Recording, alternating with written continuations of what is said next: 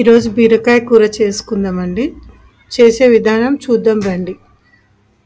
పొయ్యి ముట్టించి ఒక 5 నిమిషాలు పెద్దగా పెట్టుకోవాలండి. కొంచెం కుక్కర్ అంతా వేడెక్కాక ఆయిల్ వేసుకుందాము. కుక్కర్ వేడాక ఒక స్పూన్ ఆయిల్ వేస్తున్నానండి. ఎక్కువ వద్దు, నేను హాఫ్ కేజీ బీరకాయ తీసుకుంటున్నాను. హాఫ్ కేజీ బీరకాయకి దీంతోనైతే సరిపోతుందండి. నేను ఒకటి వేసాను. కొంచెం జీలకర్ర ఆవాలు వేసుకోవాలండి, చిటికెడన్ని. నేను శనగపప్పు బీరకాయ చేసుకుంటున్నానండి. చూడండి, ఒక హాఫ్ కేజీ బీరకాయ తీసుకున్నాను. శనగపప్పు ఒక చిన్న గ్లాస్ చాయ్ తాగుతారు చూడండి, ఆ గ్లాస్తో నానబెట్టి పెట్టుకున్నా ఒక హాఫ్ అన్ అవర్. ఇది కుక్కర్లో వేస్తే తొందరగా మగ్గిపోతుందండి. కొంచెం జీలకర్ర ఆవాలు వేగినాక నేను బీరకాయ వేసుకుంటున్నానండి. హాఫ్ కేజీ తీసుకున్నాను.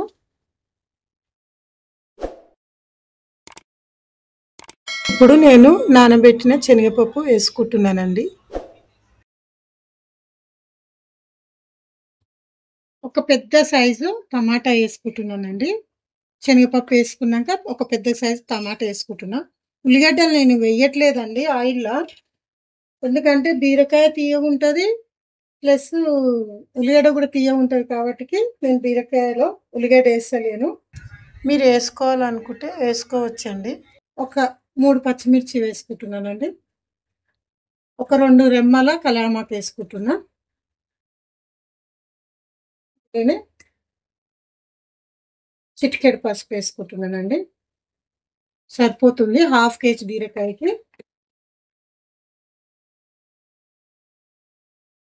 ఒక చిన్న స్పూన్తోనూ ఒక స్పూన్ ఉప్పు వేసుకుంటున్నానండి. ఇందులోనే శనగపప్పు ఉడికిపోతుందండి. మేము కొద్దిగా కారం ఎక్కువ తింటున్నాం కాబట్టి ఒక స్పూన్ వేసుకుంటున్నానండి. పచ్చిమిర్చి వేసినాక ఒక హాఫ్ వేసుకున్నా సరిపోతుంది. నేనైతే 1 స్పూన్ వేసుకున్నాను.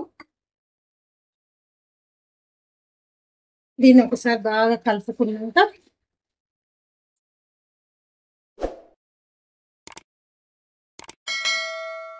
అసలు వాటర్ పోయొద్దండి. వాటర్ పోస్తే కూర అనేది రుచి రాదు. మనం టమాటాలు బీరకాయ ఉప్పు వేస్తున్నాం కదా, దాని వాటరే మస్తు అవుతుంది. మూత పెట్టుకుంటున్నాండి. ఒకటే విజిల్ అండి, ఎక్కువ రానియద్దు. ఒక్క విజిల్ రాగానే చట్టేయండి.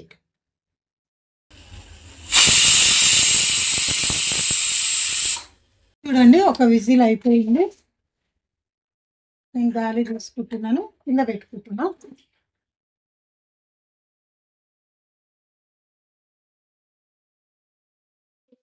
ఎలా ఉడికిపోయింది. వాటర్ కూడా చూసారా, మనం వాటర్ పోయనే లేదు. వాటర్ ఎలా వచ్చాయో, మనం వాటర్ పోయే అవసరం ఉండదండి.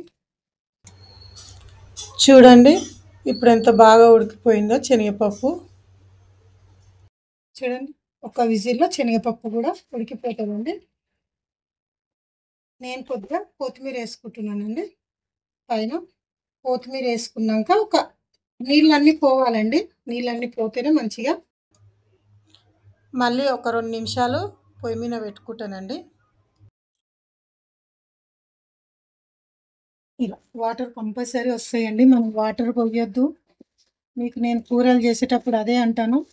ఇలాంటి కూరలు చేసేటప్పుడు అస్సలు వాటర్ పోయొద్దండి. వాటర్ అవే వస్తాయి.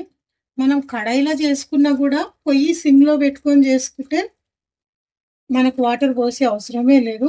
ఇది బాయ్స్కి తొందరగా అయిపోతుంది. ఎప్పుడన్నా మనం కొంచెం లేటుగా లేచినా మనకు తొందరగా కుక్కర్లో కూర కావాలంటే నేను ఒక విజిల్ తీసుకుంటానండి. కొంచెం టైం ఉంటే ఒక కడాయిలో వేసుకొని పెట్టుకోవచ్చు, తొందరగా అయిపోతుంది. అది కూడా టైం ఏం పట్టదు. కాకపోతే దానికి దీనికి సేమ్ రుచి ఉంటుందండి. ఏం కుక్కర్లో వేసిన కడాయిలో చేసిన సేమ్ ప్రాసెస్ అండి. ఏం తేడా, టేస్ట్ మాత్రం తేడా ఉండదు. నేను ఎందుకంటే దాంట్లో కూడా నీళ్ళు పోయాను, దీంట్లో కూడా నీళ్ళు పోయాను కాబట్టి మంచిగా. నేను ఒక టమాటా బీరకాయ ఇవన్నీ వాటర్వి కదండి, మనకు నీళ్ళు పోసే అవసరమే ఉండదు. అస్సలు నీళ్ళు పోయొద్దండి. నీళ్ళు పోస్తే మాత్రం ఆ టేస్టే వేరే ఉంటుంది. చపాతీలోకి బాగుంటుంది, అన్నంలోకి కూడా బాగుంటుంది. ఒక 2 నిమిషాలు అయిందండి, మూత తీసి చూద్దాం. చూడండి ఒక దగ్గరికి అయిపోయింది. ఇలా ఉంటే సరిపోతుందండి.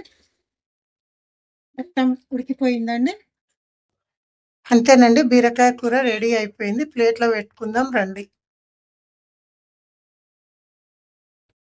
చూడండి బీరకాయ అన్నము, వేడివేడి అన్నం, వేడివేడి బీరకాయ.